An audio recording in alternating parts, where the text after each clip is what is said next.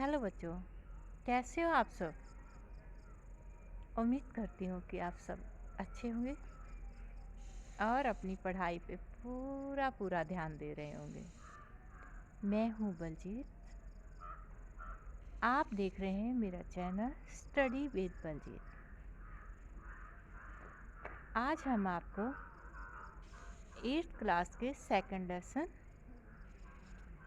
रानी लक्ष्मीबाई पढ़ाने जा रहे हैं, जो बसंत पाठ्य पुस्तक से लिया गया है। चलिए हम अपने विषय की तरफ बढ़ते हैं।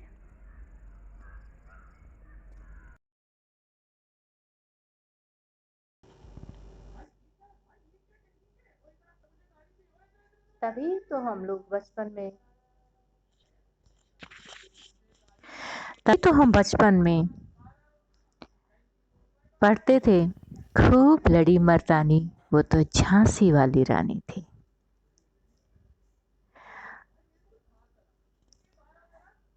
प्रस्तुत कहानी में रानी लक्ष्मीबाई की वीरता और देश प्रेम को दर्शाया गया है। सन 1857 के प्रथम स्वाधीनता संग्राम में झांसी की रानी लक्ष्मीबाई ने बहुत वीरता दिखाई, जिसके कारण इतिहास में उनका नाम अमर हो गया। हमारा देश एक ऐसा देश है बच्चों, जहाँ पे ये नहीं कि आज ही औरत को कुछ करने की आज़ादी है। इससे पहले कितने साल पहले भी हमारी औरत कितनी मजबूत थी। हमारे देश की बेटियां को ना सिर्फ घरेलू कार्य में दक्ष किया जाता था, बल्कि रानी लक्ष्मीबाई जैसी ऐसी बेटियां हुई हैं जिन्हें हर कला में प्रवीण किया गया। घुड़सवारी और अस्त्र शस्त्र चलाने की शिक्षा दी गई और उसे इतना मजबूत किया गया कि उन्होंने अंग्रेजों के सामने भी हार नहीं मानी। चलिए अब हम अपने लेसन की तरफ बढ़ते हैं। अंग्रेजों ने छल बल से भारत को गुलाम बनाकर जब मनमाना जुल्म शुरू किया तो सन 1857 में विद्रोह हो गया। जगह जगह सैनिकों और राजाओं ने अंग्रेजों के नाक में दम कर दिया। अनेक स्थानों पर महीनों तक अंग्रेजी सरकार का नामो निशान न रहा।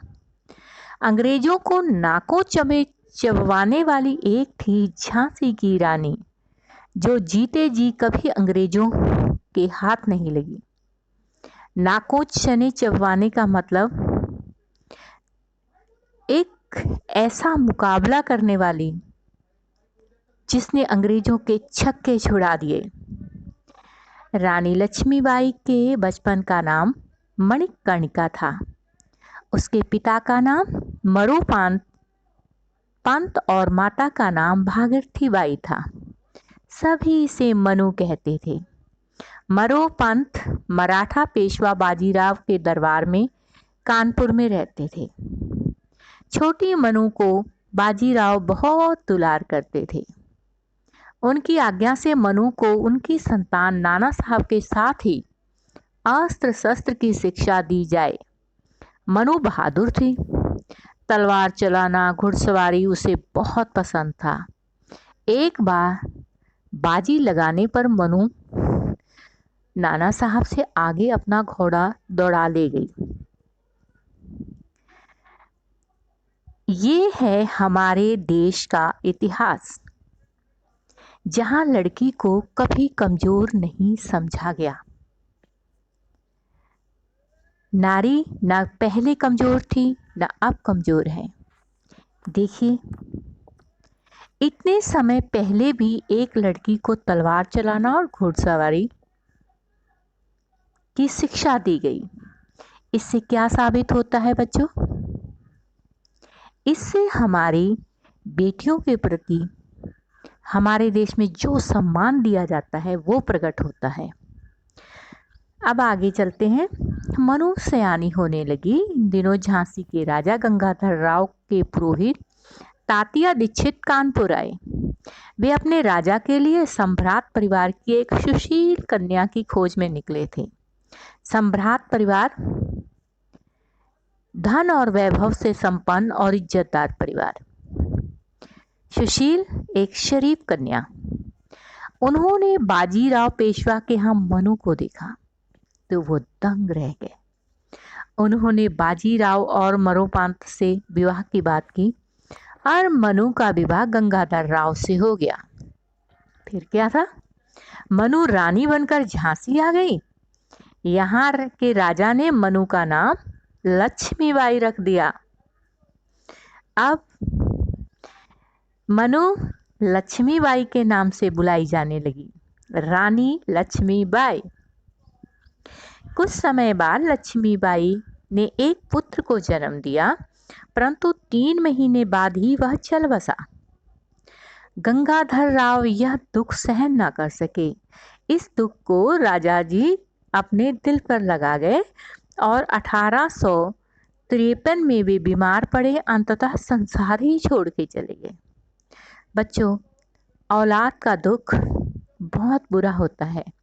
ये आम इंसान पर ही असर नहीं करता, ये तो राजों महाराजाओं की भी जान लेने की तरफ चलता है। इसलिए इस संसार में अगर इंसान को सबसे प्यारी कोई चीज है तो अपनी औलाद है। किंतु मरने से पहले उन्होंने एक बच्चे को गोद ले लिया, जिसका नाम रखा दामोदर राव। उन्होंने अपने बच्चे का क्या नाम रखा? दामोदर राव। अंग्रेज सरकार के लिए झांसी को अपने अधीन करने का सुनहरा मौका मिल गया। उनके अनुसार संतानहीन राजा के मरने पर कंपनी ने राज्य को अपने अधीन करने का नियम बनाया था। यह नियम ज्यादा अच्छा नियम तो नहीं कहा जा सकता। अंततः गवर्नर जनरल लॉर्ड डलहौजी ने अपने प्रतिनिधि मेजर एलिस को हुक्म दिया कि वो झांसी को अपने अधीन कर ले। अधीन मतलब अपने कंट्रोल में कर ले। एलिस झांसी निकला और जैसे ही झांसी पहुंचा और दरबार में राज्य को कंपनी के अधीन करने की घोषणा कर दी। फिर क्या था? रानी को पेंशन देने का हुक्म सुना दिया। जिस समय यह फरमान पढ़ रहा था तो रानी लक्ष्मीबाई जो पर्दे के पीछे बैठी थी, उन्होंने कहा, मैं अपनी झांसी नहीं दूंगी। ये था रानी लक्ष्मीबाई के मन का विरोध। उन्होंने सरलता से इस बात को स्वीकार नहीं किया और वो हकीकत में भी अपनी झांसी किसी और दूसरे को नहीं देना चाहती थी। लेकिन अंग्रेजों का हुक्म तो उस समय भी हुक्म ही था ना। लक्ष्मीबाई को इस बात का बहुत आघात लगा। आघात मतलब दुख लगा। अपने भीतर एक आग लिए वे जीवन बिताने लगी। इसी बीच देश में भी एक बदलाव आया। मई 1857 में भारतीय सिपाहियों ने अंग्रेजों को भेदभाव और धर्म विरोधी नीतियों के विरुद्ध विद्रोह कर दिया। भारतीय सिपाहियों ने भी, क्योंकि अब धीरे धीरे भारतीय सिपाही भी इस चीज का विरोध करने लगे थे। वो जानते थे कि अंग्रेज उनसे भेदभाव करते हैं और उनके धर्म के विरुद्ध, जैसे मुस्लिम लोग, ये जो उनके कारतूस थे उन पे सुअर का चर्बी लगा होता था, जिसका विद्रोह मुस्लिम किया। और हिंदुओं ने भी बहुत सारी चीज़ों का विरोध किया। सबसे पहले ये चिंगारी बैरंगपुर छावनी में फूटी। शुरुआत किसने की? शुरुआत की मंगल पांडे ने। तो उन्हें फांसी पर लटका दिया गया। किंतु चिंगारी अब तो शोला बनकर फैल गई थी। शोला मतलब आग का बवंडर। जून में इस आग की चपेट में झांसी भी आ गई। सैनिकों ने अंग्रेज अफसरों को मारकर किले पर अपना कब्जा कर लिया, क्योंकि अंग्रेज तो ये चाहते थे कि उन्हें कब ये मौका मिले वे जल्दी से झांसी पर अपना कब्जा कर लें। रानी लक्ष्मीबाई भी उनके साथ हो गई। मार्च 1958 में अंग्रेजों ने झांसी के किले पर चढ़ाई कर दी और रानी ने स्वयं मोर्चा संभाला। पुरुषों ने तोपें दागनी शुरू कर दी। स्त्रियों ने अंग्रेजों के गोलों से टूटी दीवारों की मरम्मत की। जब किले में गोले खत्म हो गए तो उन्हें जो भी कुछ मिला उन्होंने अंग्रेजों पर फेंका। अंततः अंग्रेज किले में आ घुसे, लेकिन रानी घोड़े पर सवार होकर बहादुर सैनिकों के साथ अंग्रेजी सेना को चीरती हुई किले से निकल गई। वाह, ये थी हमारी वीरांगना रानी लक्ष्मीबाई। लेफ्टिनेंट वॉकर ने रानी का पीछा किया, लेकिन घायल होकर उसे भागना ही पड़ा। घोड़े पर सवार रानी अपने पुत्र को साथ लेकर सैकड़ों मील का सफर कर कालपी आई। यहाँ उन्होंने भेंट तत्या टोपे और नाना साहब के भाई राव साहब और अन्य क्रांतिकारियों से हुई। सब ने मिलजुल कर लड़ाई को जारी रखने का फैसला लिया। तत्या टोपे की मदद से इन लोगों ने ग्वालियर पर अधिकार कर लिया। सिंधिया को राजधानी से भागना पड़ा। आप जानते हैं ये सिंधिया कौन थे? क्योंकि सिंधिया एक अंग्रेजों के सहायक थे, इसलिए अंग्रेज सरकार को भी बहुत मिर्चें लगी और अंग्रेजी सेना दौड़ी दौड़ी आई। 17 जून 1858 में रानी और अंग्रेज सेना का फिर आमना सामना हो गया। भीषण लड़ाई हुई। मर्दानी के वेश में सिर पर सफेद पगड़ी बांधे, अपने घोड़े पर तलवार लिए सवार रानी जिधर निकल जाती उधर कोहराम मच जाता। इस दौरान मुंदरीबाई छाया की तरह उसके साथ रहती। उसी समय रानी का घोड़ा घायल हो गया। उनके लिए दूसरा घोड़ा लाया गया। रानी अपने वफादार सैनिकों के साथ दिन भर लड़ती रही।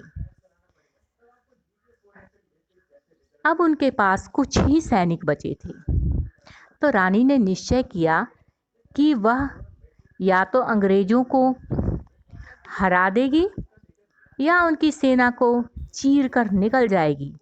उसने भीषण मार काट मचाई। देखते ही देखते अपनी सखियों और कुछ सैनिकों को साथ में लिए और अपने बेटे दामोदर राव के साथ निकल गई।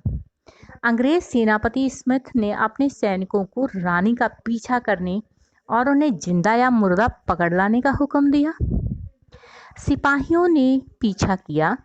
रानी ने अपना घेरा सोन रेखा नाले की तरफ बढ़ाया।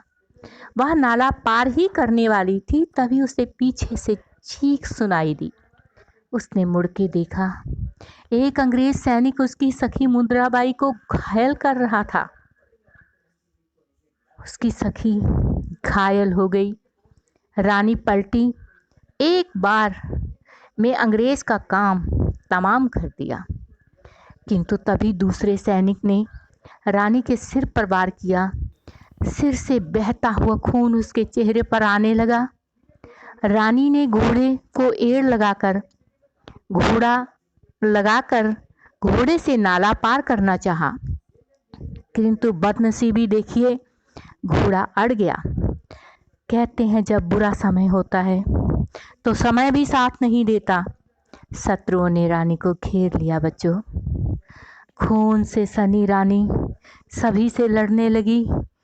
एक औरत ना जाने कितने सैनिकों से लड़ रही थी। वो वीरांगना को शत्रु सैनिकों ने उसके सीने में उस वीरांगना की किर्च भोंक दी। रानी बेहोश होकर घोड़े की गर्दन पर गिर पड़ी। इतने में घोड़ा नाला लांघ गया और भागता हुआ एक सन्यासी की झोपड़ी में जा पहुंचा। वहां मौजूद अपने चंद साथियों से रानी ने कहा, वे मेरी लाश को भी अंग्रेजों को छूने ना दें। ये है बच्चों अपने देश की औरत की मर्मस्पर्शी भावना। एक औरत कभी नहीं चाहती कि कोई अन्य पुरुष या अन्य शत्रु उसके शरीर को छू पाए। ये है हमारे देश की औरतों की पवित्र भावनाएं। सन्यासी रामचंद्र राव ने रानी को पानी पिलाया। रानी की जीवन लीला वहीं खत्म हो गई।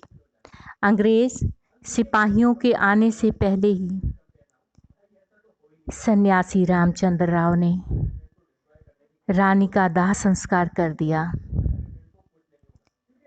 रानी को अंग्रेज ना जिंदा पकड़ सके ना मुर्दा। हाथ लगी तो मुट्ठी भर राख। इसीलिए कहते हैं रानी लक्ष्मीबाई संसार में अमर हो गई। खूब लड़ी मर्दानी, वो तो झांसी वाली रानी थी, जिन्होंने हमारी समाज की औरतों को एक नया साहस पैदा करने में मदद की। औरत कभी भी जो वो नहीं चाहती वो होने नहीं देती।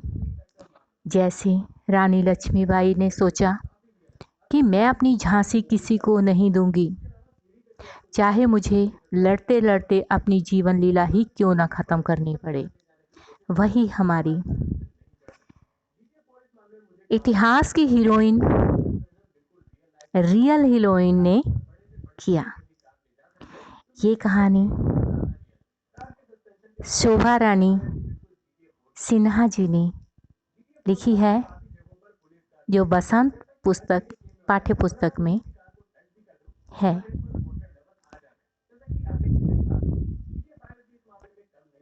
अब हम इसके शब्दार्थ पर आ जाते हैं। विद्रोह, द्वेष। द्वेष का मतलब है किसी के प्रति हमारे मन में एक ऐसी भावना पैदा होना जिसे हम सहन नहीं कर सकते।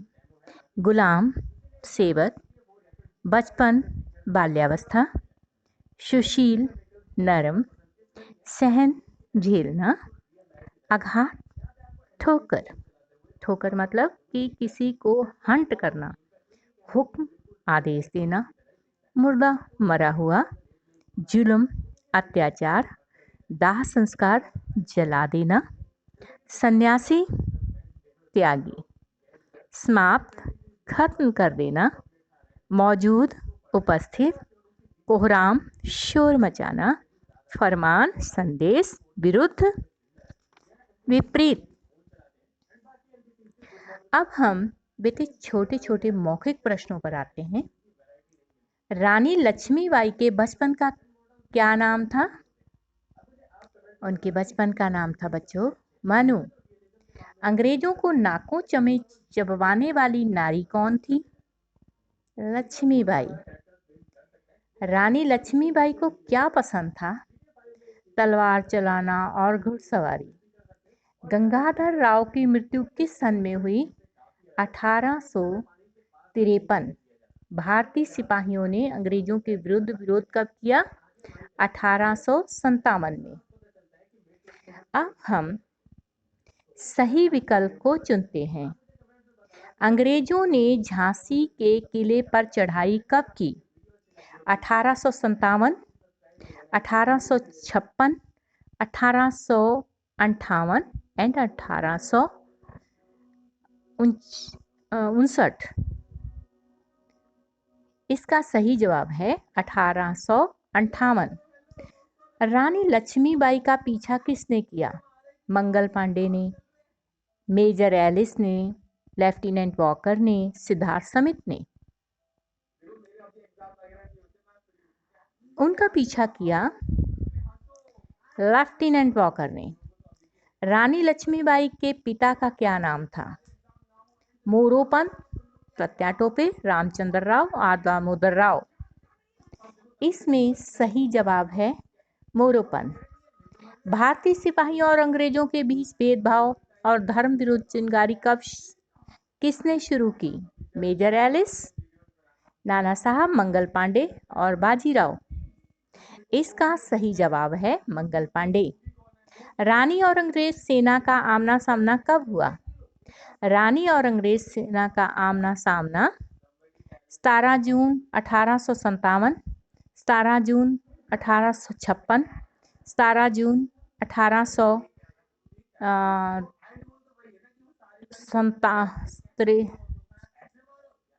17 जून 1858। इसमें सही जवाब है 17 जून 1858। तो अब बच्चों हम आते हैं, अंग्रेजों ने छल बल से रानी को, अब यहाँ पे आता है सोनरेखा, छल बल, सन्यासी, मंदरीबाई और बाजीराव।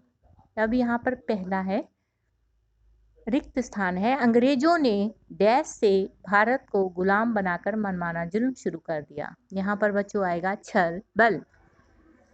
मोरोपंत मराठा पेशवा बाजीराव, मराठा पेशवा डैश के दरबार में कानपुर रहते थे। इसमें आएगा बाजीराव। डैश छाया की तरह उनके साथ रहती थी। इसमें आएगा बच्चों मंदरी बाई।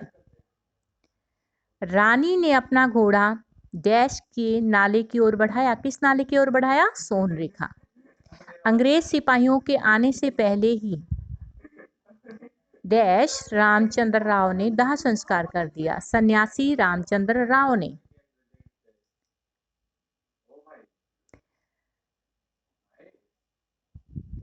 ठीक है बच्चों, ये है हमारी रानी लक्ष्मीबाई के जीवन का वृतांत। उम्मीद करती हूँ आप सबको पसंद आया होगा और आप इस लेसन को ज़रूर सुनने की कोशिश करेंगे और समझने की कोशिश करेंगे और हमारे इतिहास को समझने की कोशिश करेंगे। अगर आपको पसंद आता है प्लीज़ आप Balji study with Balji subscribe करें। धन्यवाद।